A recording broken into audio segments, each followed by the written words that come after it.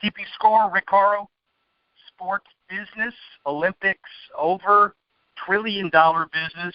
It takes all kinds in all areas and all sports, and we are in a time where basketball has been dominating the headlines, clearly, on the men's side and the women's side, gold and gold, back from Rio.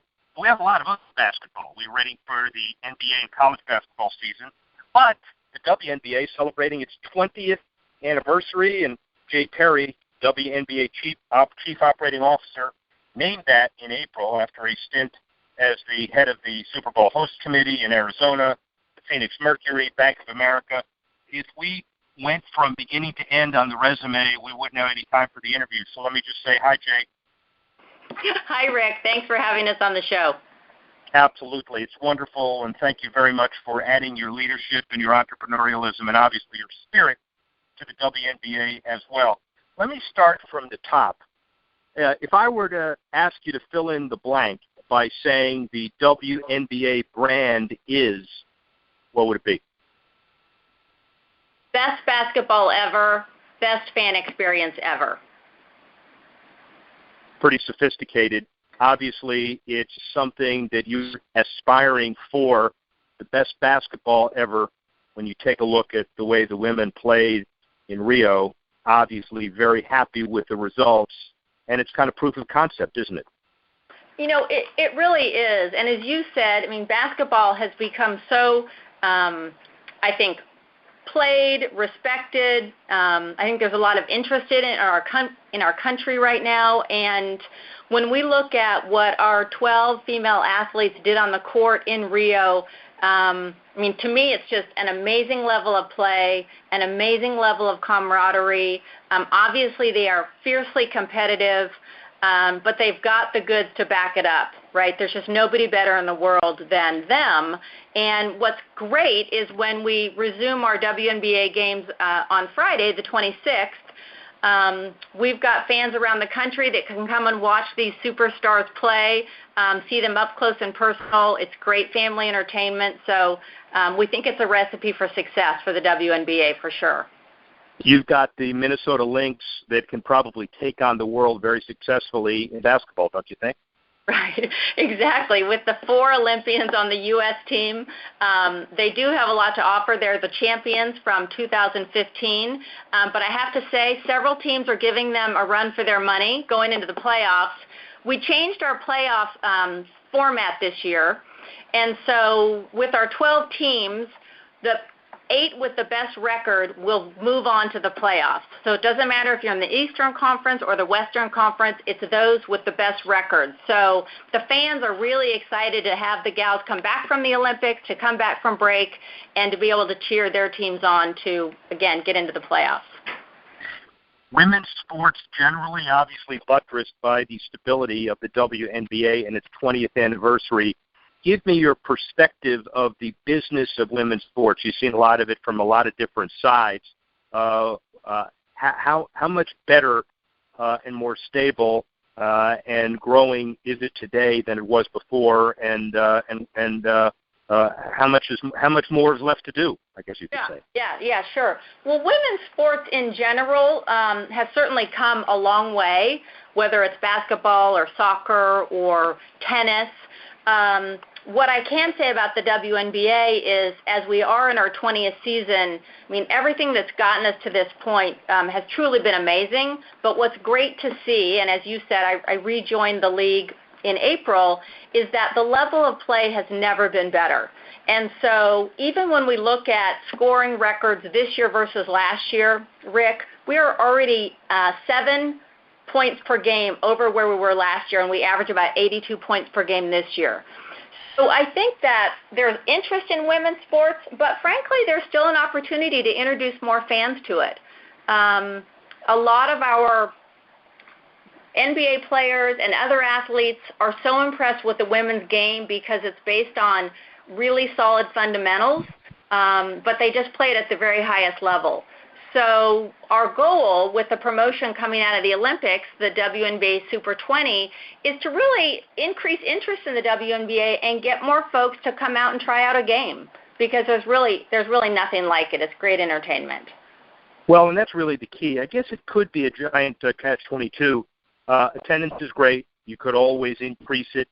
How important is the NBA's management structure synergistically in helping spread the word and help get more fans out than ever before?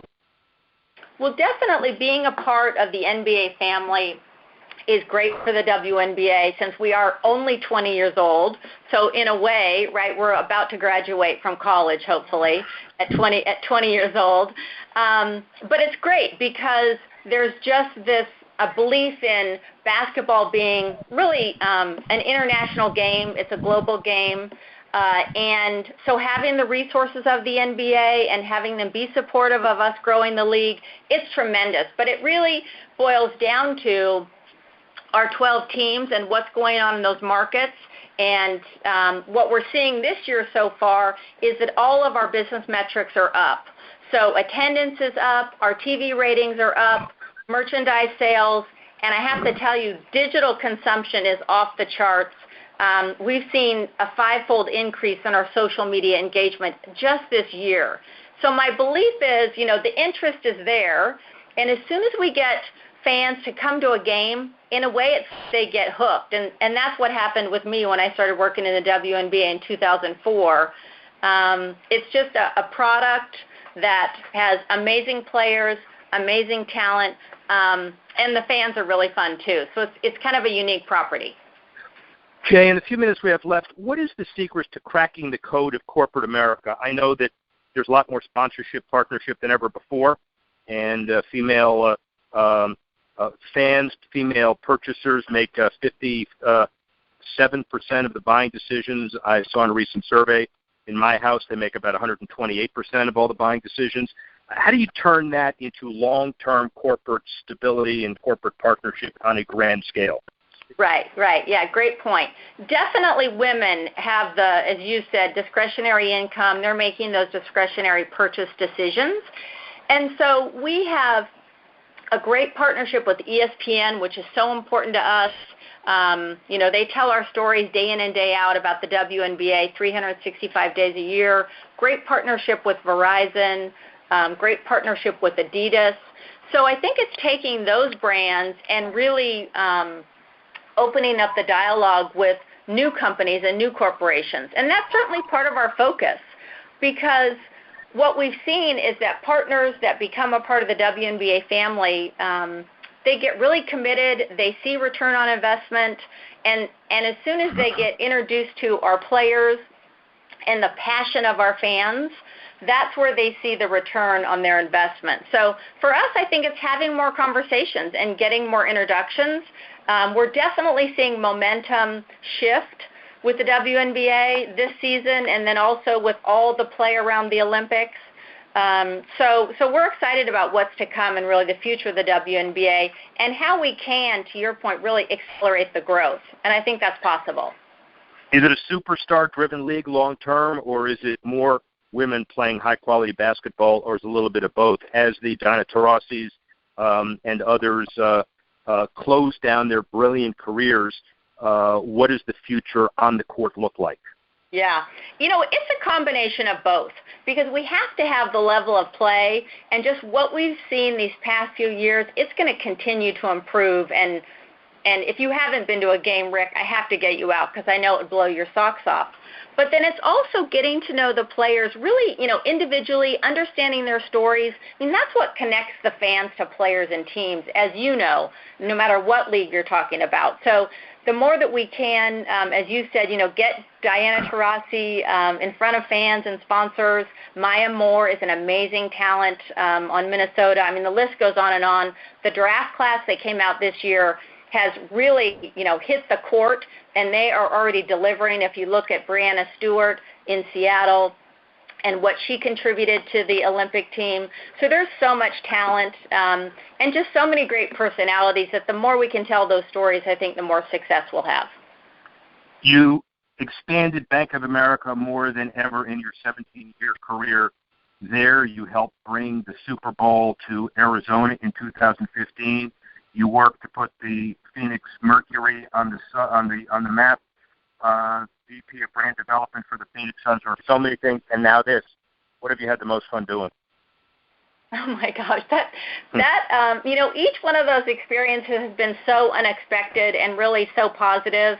I mean, it's a lot about the market that you're working in and the people that you get to work with. I have to say that New York and the WNBA and the NBA family have just welcomed me with open arms. So I'm really excited about the future of the WNBA, and I'm glad to be working on it, kind of as I said, from year 21 on, because I think there's a lot of work to do and a lot of I think people and corporations and brands to get involved with. So I'm excited about the future. It's a political answer, but it's also a real answer, and you don't know it, but you are absolutely taking me to a game. Jay Perry, Chief Executive, Chief Operating Officer, WNBA. Thanks very much. Rick Horrow will be back in a couple of minutes. All right.